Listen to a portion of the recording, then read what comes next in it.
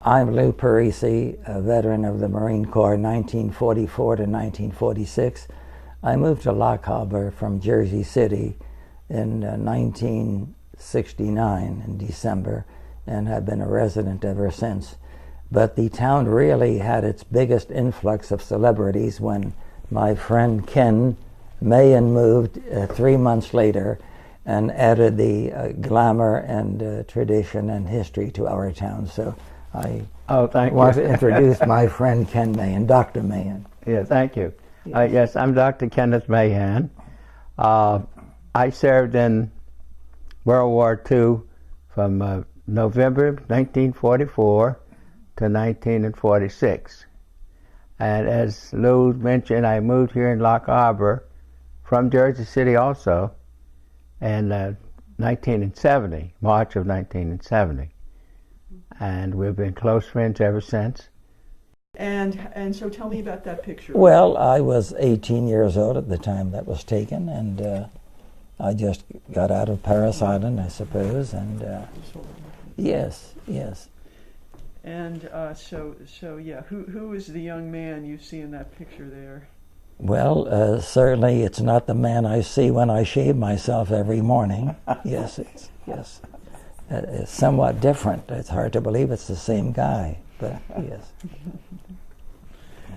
But what a difference a day makes, but what a difference 70 years make, if you can imagine, yes. And so just tell me about the uniforms. Was that the... Well, that's the, I never had blues, but in the studio they gave you a jacket to put on so that you were like more professional. But this is our really dress uniform, the Grains, the Marine. When I was on leave in Jersey City, it's Jersey City Park, and I was very like the October of 1944 when I left 14-day leave from Paris Island before Camp Lejeune before going overseas, yes. Now this is me when I was a private in the Army. I was 18 years old also. Oh God, you look like you look very young there. Yeah, I would have been guessed like 16. And this is in 1945 when I was going overseas in San Francisco, and the fellow next to me is my best buddy named Murphy. So he was from Michigan, and we were about to, this a few days before we got on the ship going over into the Pacific. 1945. I served in World War II from November of 1944 to December 1946. I served in World War II with the 1st Marine Division from 1944 to 1946. I was drafted out of college. I was third year in college at Hampton Institute in Hampton, Virginia. And suddenly I got the message to come into the service. They send you a telegram. They send it to the school, and you open the telegram, so you must report to Richmond, Virginia at such and such hour on such and such a day. And they pay for the transportation to Richmond, and then the Army people were waiting for you there, the inductees, to take you around and take you under their wing and keep you from then on till a long time. Basic was in Paris Island for 11 or 12 weeks. After that, we had a short leave at home, went back to Camp Lejeune for 1 month of advanced training, then took a troop train from Camp Lejeune to the West Coast to San Diego, went aboard a troop ship and went to the South Pacific. And then from Fort Meade, I went to Fort Bragg to do my basic training, and that was for 6 months, and in the Field Artillery Division at that time. I had mixed feelings about it. I was in the college, and I wanted to complete my college first, but having received this message, I knew that was preceded or superseded my going into college, finishing college. And of course, I wasn't jumping up and down, but I was able to serve my country and as best I could at that time. And I wanted to go in, I'm an adventurous person, so that was a chance to be adventurous in a sense, going into the service and doing something different. I felt that the war was a necessary thing. As you recall, and as we recalled in the 40s, the Nazi Hitler was trampling in Europe, taking all the countries, and even got as far as France. And then he was bombing, as you recall, he was bombing England at times. So with the advent of the Japanese bombing Pearl Harbor at 1941, then we had two aggressors pinning us down. So it was really necessary, when you think about it, to defend our country and save America. I enlisted at 18. I would have been drafted anyway, so I went to the draft board and asked them to call me up at once, and which they did, and I joined the Marine Corps. You have to understand, it was the greatest era of patriotism. Universally, as Ken alluded to the fact that there was a great spirit of serving America, and there was a no greater need in our lifetime, certainly, than the need in the 1940s. So that, like Ken, I was most anxious to. We got the call, I got the inner call that I had to do something. And in 1944, when both of us were called, remember, that was the peak of our military preparedness. We had 16 million Americans under arms. Well, you go in as a private, and then you take your AGCT test for intelligence and so forth. I passed that with high marks, and I was able to qualify for an officer. Plus, I had ROTC training at the college before I went into the service. But as I recall, as the captain told me that, so I have no, you're trained in field artillery, but only thing we have available is infantry. And as you know, at that time the Army was segregated. That was the part that baffled me from the day one going into the service. And he said, I have no room for black officers in the field artillery, only in the infantry. So I declined that one. But I said, how about Tuskegee, the airmen? So I applied for the airmen, Tuskegee Airmen, and went there to make my physical, to have my physical exam.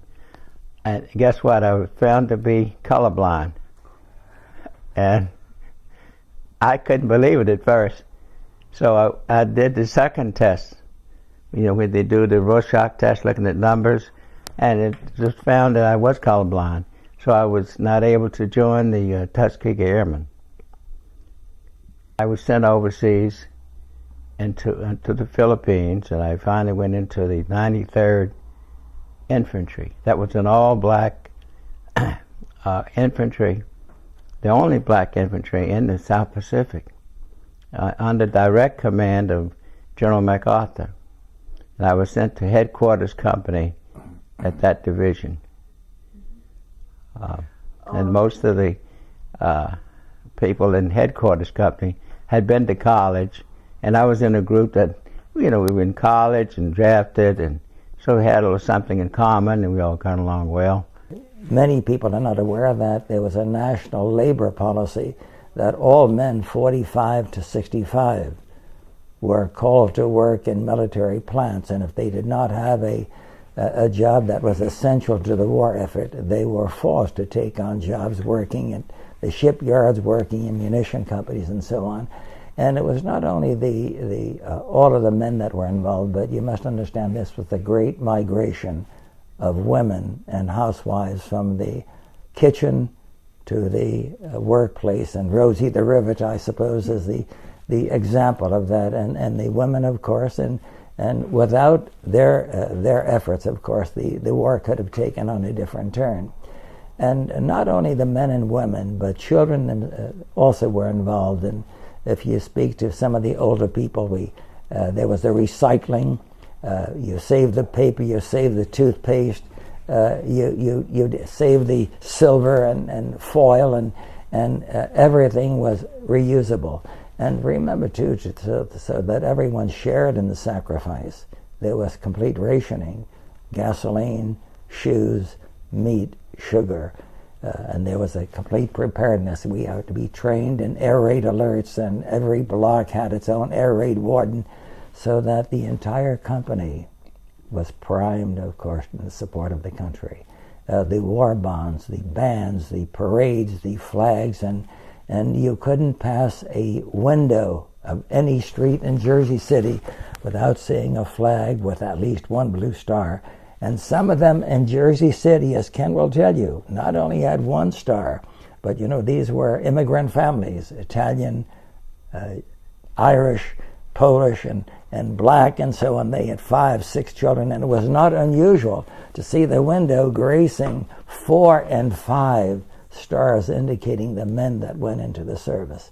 So that there was I call it the golden age of American patriotism, and I pray for the time when we can see this unity of purpose. Ken mentioned that sad episode, of course, the segregated service. I was very disheartened to enter the service like that, because we were all fighting to save America, but in racial segregation, apartheid, you in one section of the ship, one section of the company, and the bus rides were segregated as well in North Carolina.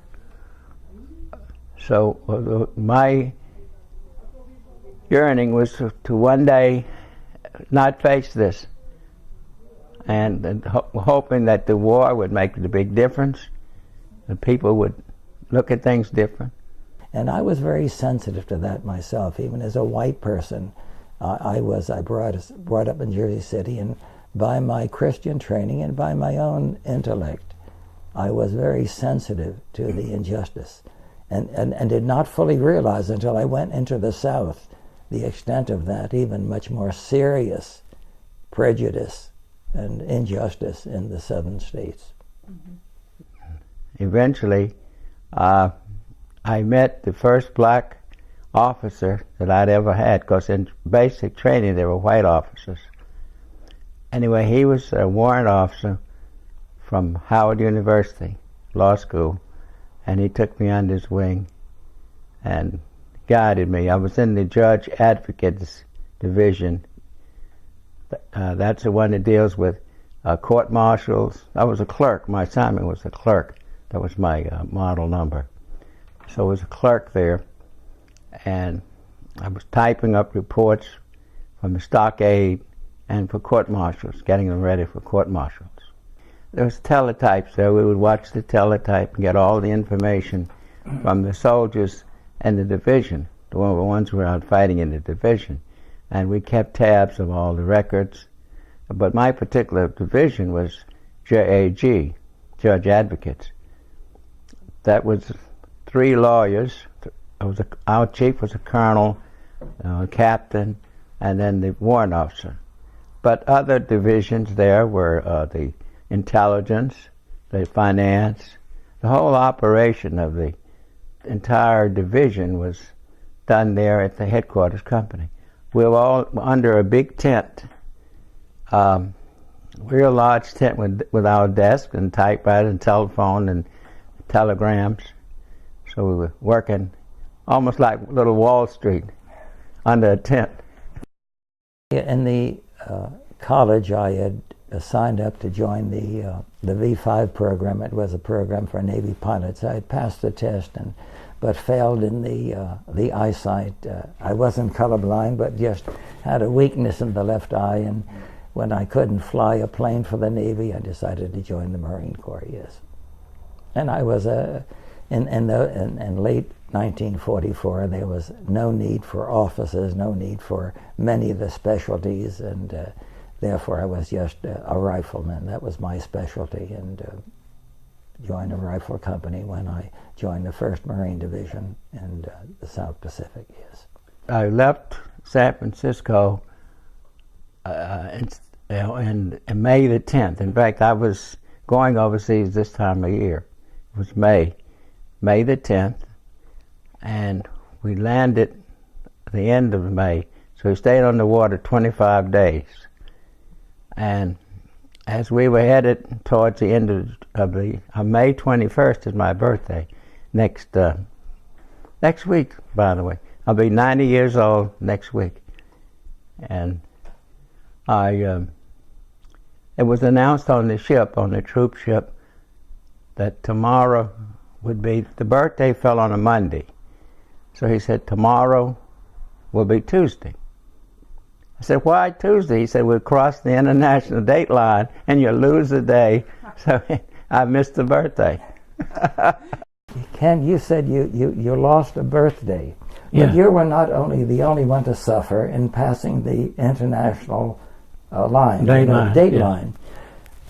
December 1944, okay, it's Christmas Eve. Right. And we're on this troop ship, and every day, of course, we'd run to the bulletin board to find out what's happening. And we had a little party on the, sang a few carols, and so the chaplain then sang a few songs together. And I had a rather nice, it wasn't my best Christmas Eve that I recall, but it was pleasant enough with my friends. I got up the next morning and rushed over to the bulletin board and saw December the 26th. Now, I know that the celebration was very modified. It wasn't that severe to make me lose an entire day. And because I was, I had no idea of the geography. Mm-hmm. I had never been, until I joined the Marine Corps, more than 100 miles from Jersey City. Oh. And here I was 6,000 or 7,000 miles away. And I had no idea there was such a thing as an international date line. I got a soldier, I said, what happened to our Christmas? And he told me, well, we passed the international date line. So you lost a birthday, and I lost a Christmas. Lost a Christmas. So that we both, I didn't realize we shared that much in common. All right. So. Yeah. And another first was I met my first cousin. He was a lieutenant in the engineers. I'd never met him before. He was from Pittsburgh, so we met. And then the next day I was headed to the Leyte on a plane, and I had never flown a plane before. So I got my first plane ride. I met my first cousin, got my first plane ride from Manila to Leyte. Something that I remember very well. I was 18, my 19th birthday on Okinawa, and our platoon was in reserve, and Jack Paget was one of the men that I met from the first day from New Jersey, from Haddonfield, New Jersey, and we had been with the same unit and the same rifle platoon from the first day of the Marine Corps. And it was our birthday. We were in reserve, and we got together, and there was a shell hole there, maybe 4 or 5 feet deep, and we thought we'd get together. There was relatively safe. We were deep enough. And had a few rations, but there were the shell hole was occupied by 2 Japanese soldiers that no longer had need for protection. And the maggots had not yet, they were just recently killed because the maggots had not yet covered their body, as those in the Pacific would know what I'm talking about. It's too horrible even to contemplate. So we very gingerly, they were in booby-trapped, moved them out of the foxhole. And Jack and I celebrated a 19th birthday in a shell crater with a hot chocolate and a K-ration, I think. And that was my 19th birthday. And while I was there, I made friends with a lot of my comrades, and we were deciding what to do when the war was over. You may ask me about that later, but anyway, we got to be very close. There were about 50 of us altogether under this tent. So we were deciding what our plans for the future. One had to live in that period to appreciate the unity and the commitment, the universal efforts that every American made to see victory and bring the war to an end. Yes. And don't forget the nylon. Oh yeah, well the women suffered, of course. We mentioned the rationing, but perhaps even a more serious deprivation to them was the fact that they could not have their silk stockings and had to nylon. Nylon, and they became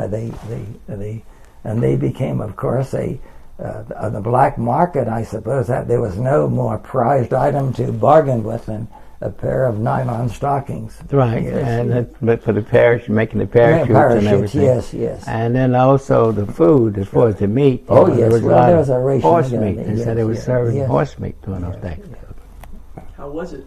I don't know. I tasted in the Army, but I never tasted out because I was not in the civilian life. But I know in the Army they gave us horse meat and it was tough. Yeah. As you would expect, right? They called it roast beef, but I said, no, it's horse. Well, it's roasted horse. One of the most memorable moments, I had been evacuated from Okinawa a few days after I had been hit in a hospital ship to Guam. And I was in Guam for maybe 4 or 5 months at the hospital, but I was there during the very vivid moment during the first atomic bomb in August the 6th when Hiroshima was attacked. Now remember, I'm 19 years old, our units, and of course, and Ken would remember. Yeah, I remember that too. You remember that everyone was prepared for the invasion of Japan. Now people have to realize that after Iwo Jima and Okinawa, it became evident with the losses, we had already lost 406,000 Americans. And comparing mathematically, if you just consider the losses in Iwo Jima and Okinawa, of course, and then multiply that, then remember the Japanese still had 2,000 men under arms. The population, the women and children, were prepared even with bamboo sticks. And the defense of the island of Okinawa, for example, part of the Japanese possessions, the ferocity and the refusal to surrender just gave an indication that had the plans for the invasion of Japan been followed as they were set for November the 1st, at the best estimates that there'd be a loss of Americans for over 500,000, at 500,000 killed, not counting the wounded. And so when we heard about the bomb, and I heard it, I knew that I was out of the war, but I realized that our units... Yeah, I heard it, others, heard about it. Yes. We certainly, I would not be involved, but and therefore there was a certain jubilation, and that was followed on the 9th when Nagasaki was bombed. Hard to describe, but you feel it. You feel it. I'll never forget that sight of those ships. Yeah. And having gone through the suffering and humiliation that you see there, destruction, and as well, when I first came into Manila, when I first landed there, the Japanese had destroyed Manila. The buildings were leaning, and people were in poverty, and everything looked, they wouldn't say a bombshell. Many bombs had hit these large buildings. It's like you speak of the towers in New York. There were just hundreds, thousands of buildings leaning and destroyed like that. When I got older, got home, of course, the moral question of incinerating over 100,000 innocent civilians. Now, at Okinawa, I wonder how many people know that over 100,000 civilians were killed, men, women, and children. And it's not a loss that many of us are aware of, but if you had seen some of the bodies, you'd realize the injustice. But of course, they were programmed into that. The Japanese troops told them they would only undergo unspeakable horrors if they tried to surrender, so that they would not. And the result is there was no way that their lives could be spared. But when I got home, of course, and one tried to measure the morality of incinerating those with such a weapon.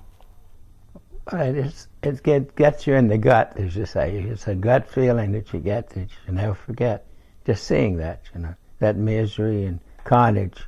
We pray, and I'm here with Ken, with other veterans and other families, and we pray that somehow the Lord will give all of us, human beings from all continents and all groups, the realization that really we do ourselves the greatest injustice. And if we could think of all of that energy that we spent in destroying one another, if we had, as Ken did with his life, use that energy, use those talents, use those gifts to make our lives just a bit more pleasant. But that's another story.